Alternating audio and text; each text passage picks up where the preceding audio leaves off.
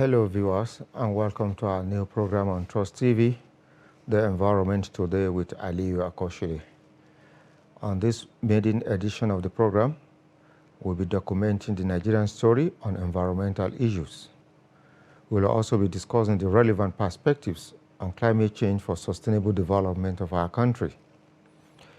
In this maiden edition, we'll be examining the topical issue of plastic waste pollution, which is a major environmental challenge in Nigeria and rest of the world.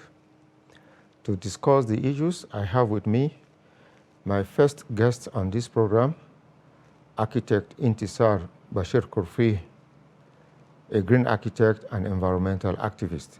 You are welcome, architect Bashir. Thank you very much. Let's start from the beginning. Plastic waste is a major environmental challenge in Nigeria. Okay. A recent report says Nigeria generates about 34 million tons of waste. And out of these 34 million tons, about 6 million tons are actually plastic waste. As a green architect, how do you, feel, seeing that Nigeria lives with such a huge, amount of waste, on a daily basis? Well, this has been the problem for most environmentalists, and not only in Nigeria but all over the world. So I think that was because of the plastic waste and the problems, that was why I was always curious of what can be done with this waste. That was why I looked for a way of how we can do our own bit of tackling this waste, because the waste is still there. Even if you ban plastic today, you still have remnants of this waste that you have to manage. So I think the best way to go about it is managing this waste that we have already generated and take it upon ourselves to see how we can make the waste that we are going to generate in the future to end up well. Okay. Yeah, talking about managing the waste, what role do you think government can play in ensuring that Nigerians generate the waste in a sustainable manner? What is your suggestion in that regard? There needs to be so much awareness, because there are a lot of people that don't know the plastic waste is even a problem, or or they are supposed to responsibly dispose it. So I think there's need for a lot of awareness from the government side to the citizens of, okay, these are the dangers, this is how to use these plastics, this is how to dispose it, and this is how to live sustainably. Yeah, there was another report that says that yes, we do have this waste, but 12% of the total waste that we generate in Nigeria is made up of plastics. And of this 12%, barely are we recycling or even upcycling the waste. What role can the private sector, play in ensuring that some of these huge, waste are recycled in such a way that we are able to further optimize, the items without not allowing them to go into either the ocean, which has been the practice today, or in the landfills? Well, the private sector has a lot to play, because even now most of the plastic waste that are being managed are managed by the private sector. So, but it's a business that is capital intensive. So it's something that some people needs government intervention or waivers or help to scale up and make it bigger so that we can manage, a very large amount of the waste that is generated, not only small parts like we are doing now.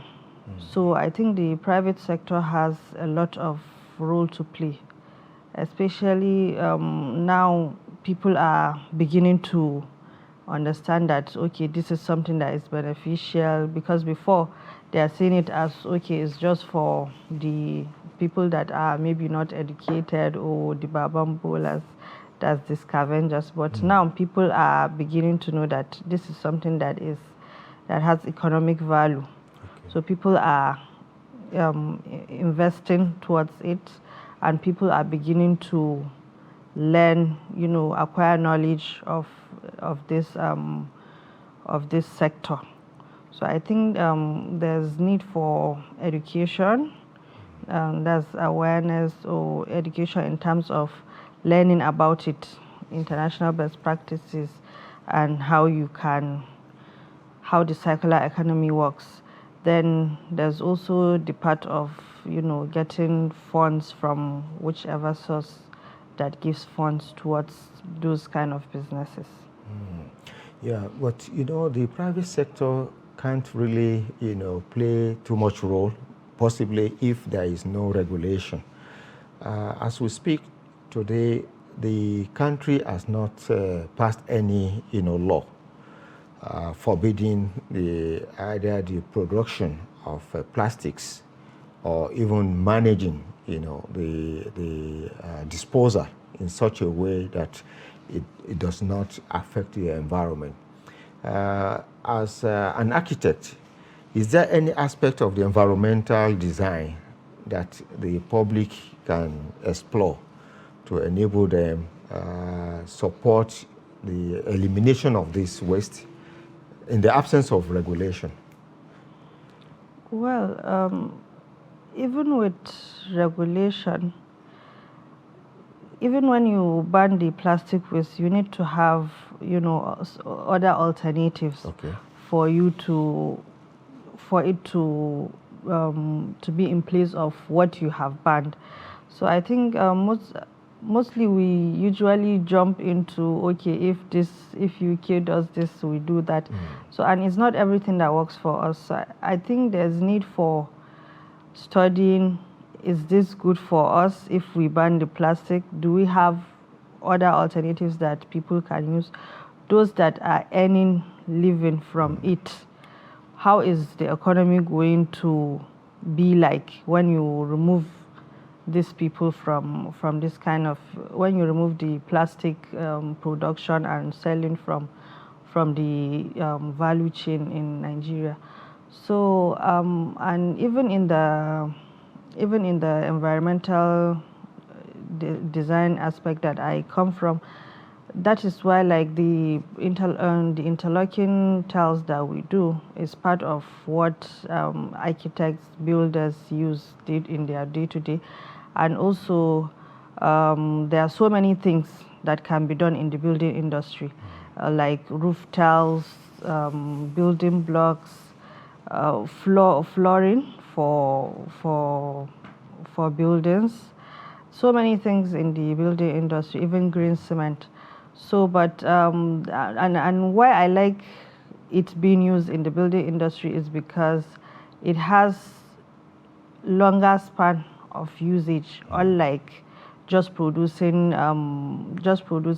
maybe bin bags or day-to-day shopping bags that when you go to the market they give you.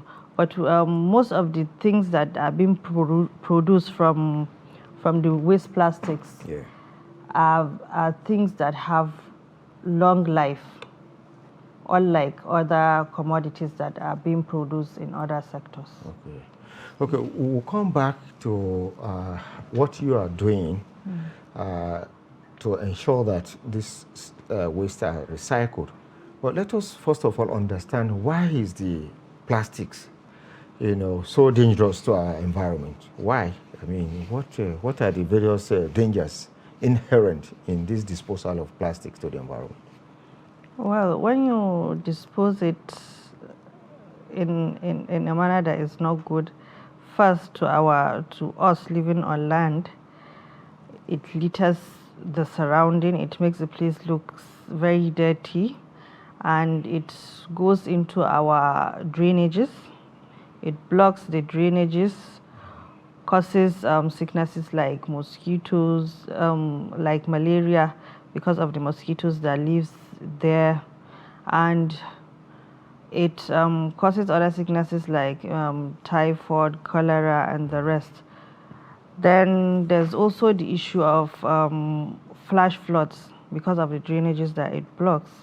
Then we that are grazing animals, those because mostly we practice open grazing. Yes. You find out that all these animals go to our landfills too to find what to eat, and you always see this plastic waste in these landfills, and they don't have the brain capacity to say, okay, this one is plastic, this one is what we are supposed to eat. They eat everything that they can see. Okay. Which in turn we slaughter these animals and eat.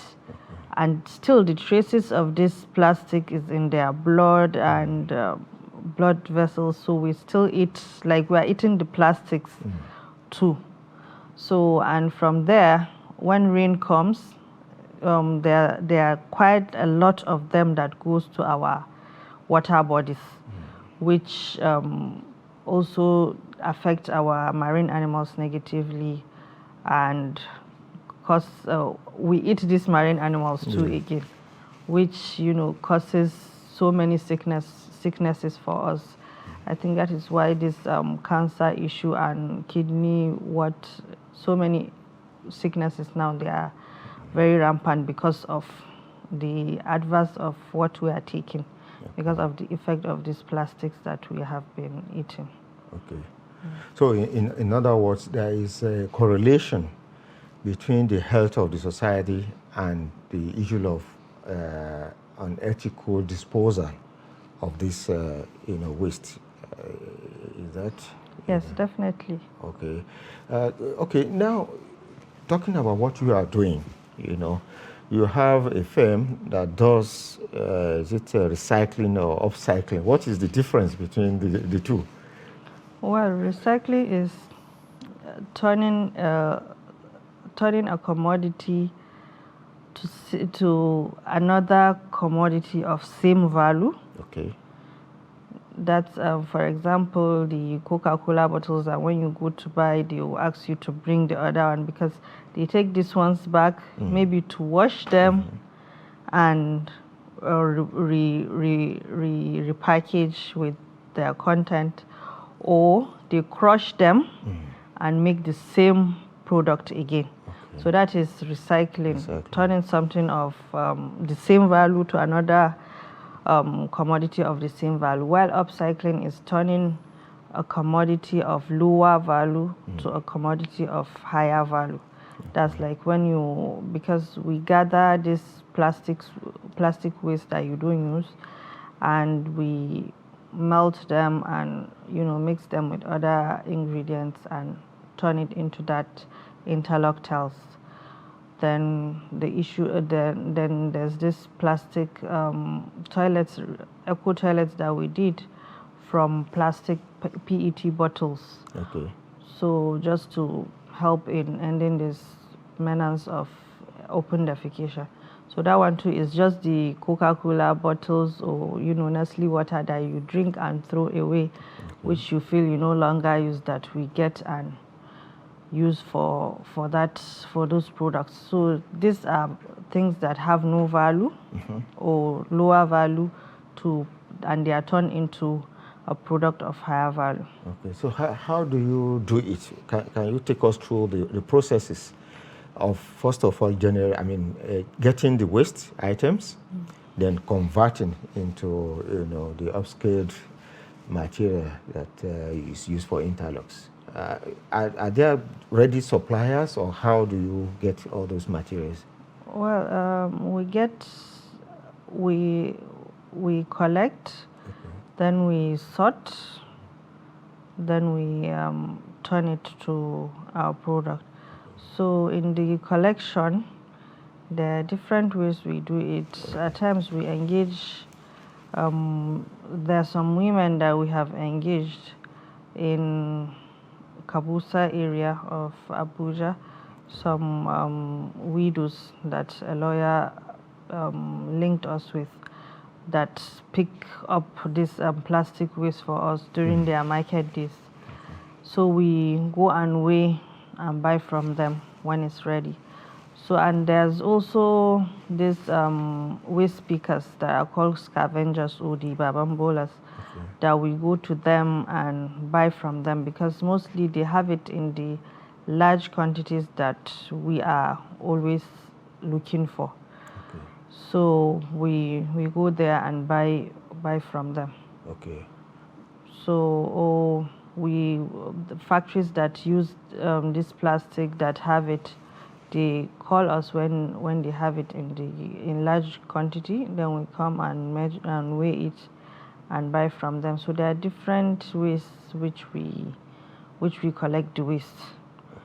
So then when we take it to our factory, we sort them, because at times you see that there are the ones that are bad, or maybe there's moi or something, food remnants that we don't want. Then we put them aside, or there's ones that are wet. We have to dry them first. Then after that we process them. Okay. In the factory. Okay, viewers, we'll take a quick break here. Do stay with us, and we'll be back shortly. This is Trust TV, documenting the Nigerian story.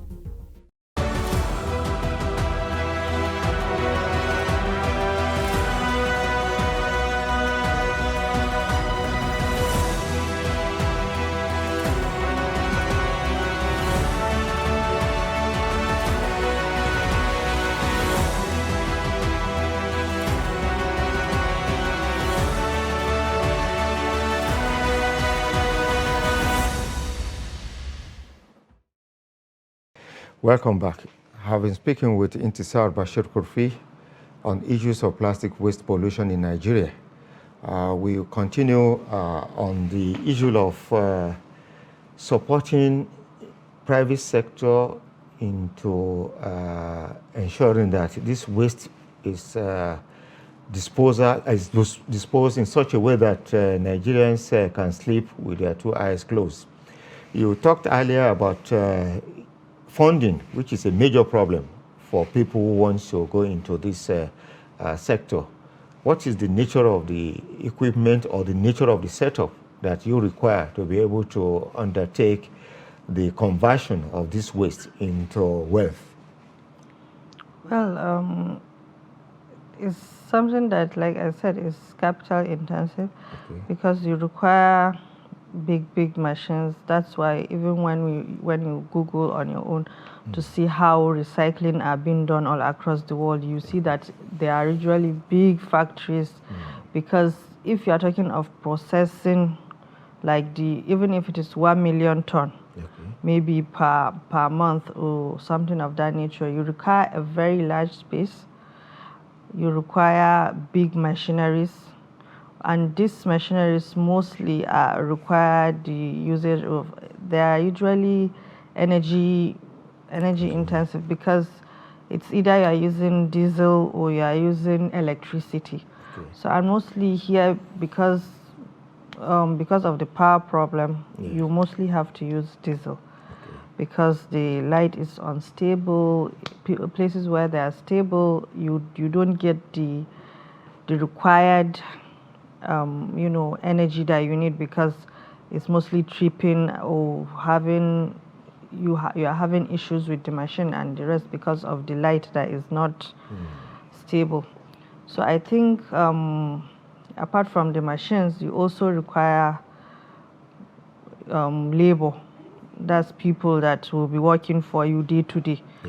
So, and you have to pay them, even if it is wages or salaries.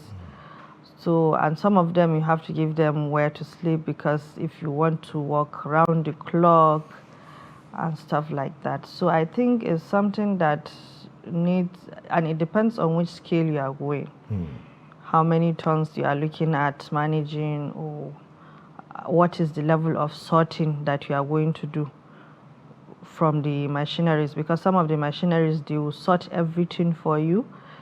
Maybe it will remove only plastic waste, it will wash it, it will dry it, then it will turn it into pellets. Are you selling the pellets only, or are you turning the pellets into other products? So it all depends on what you are doing.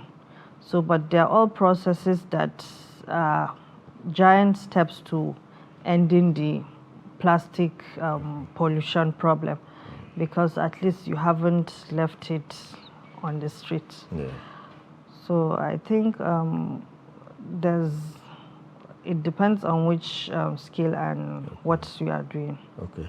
So in other words, waste conversion does not come cheap. It costs a lot of resources to be able to go into that space. Talking about how we can have more of Intisar doing this upscaling and recycling.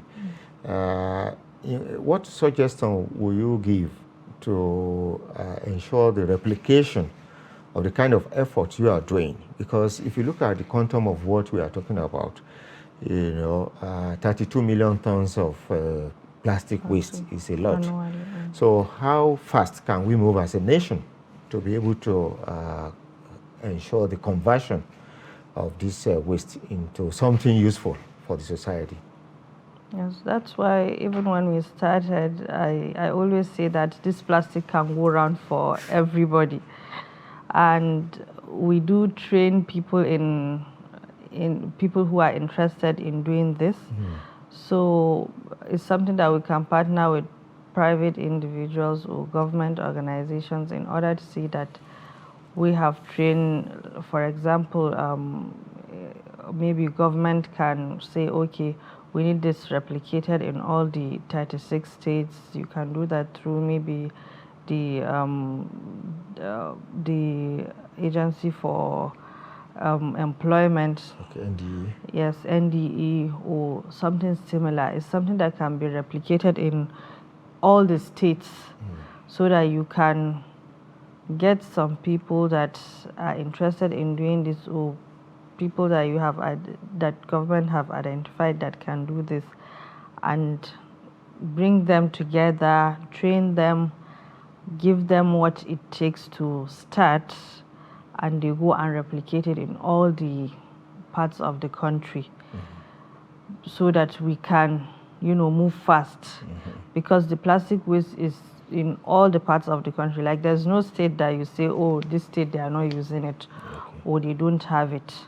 So it's something that is everywhere, and in all the states you can have people that can do that. Okay. Yeah. In conclusion, let's look at the recognition of what you have been doing. I know of recent there was an award that was given to you, Hero of Environment Award for development. You were also nominated by the Tony Elumelu Foundation for a kind of mentorship. How does that make you feel? Well, it's encouraging to see that what you thought you are just doing for, as what you started as a passion, people are seeing it as something worthy of recognizing you. People always give you words of encouragement, and those that give you awards and mentorship feel that, okay, you are doing something good. So it encourages you. It encourages me to do better, and also I feel happy that, okay, people are beginning to see it as something that is very important and something that I should continue. Okay. So what is your suggestion, your advice to upcoming, Nigerians, even professionals who in their own corner think that they can just focus on what they are doing, does this cut across, all professions? I mean, the kind of commitment to the environment. Yes, I think you can, in all sectors, you can look at, okay, how you can contribute to the environment, how you can contribute at every level and make your contributions. Even those that are maybe not working can contribute, like maybe those that are housewives at home, they are the first users of this plastic waste, so they can start sorting it for us from where it's been generated. Okay. Sort the waste. Okay, the plastic wastes are different than the PET bottles, organic waste, and the rest. And grooming younger generation of how to cultivate the love for the environment. Even before getting to school, some of these kids will know that, okay, this is how it is done. So by the time they get to school, they know this is how to dispose this waste. And when they get to school also, they can also... Yes, also from the schools too, they continue for them. Okay. It's not something that you have to be an adult after maybe during your master's to learn it. Okay. It's something that's supposed to be cultivated even right from home. And so on that note, we really want to thank you for coming on this program. Viewers, thank you this very is much. where we'll draw the curtain on today's episode of The Environment Today. I hope you keep a date with us next time when we bring you another episode of The Environment. Remember, the environment comes first. Thank you for joining us.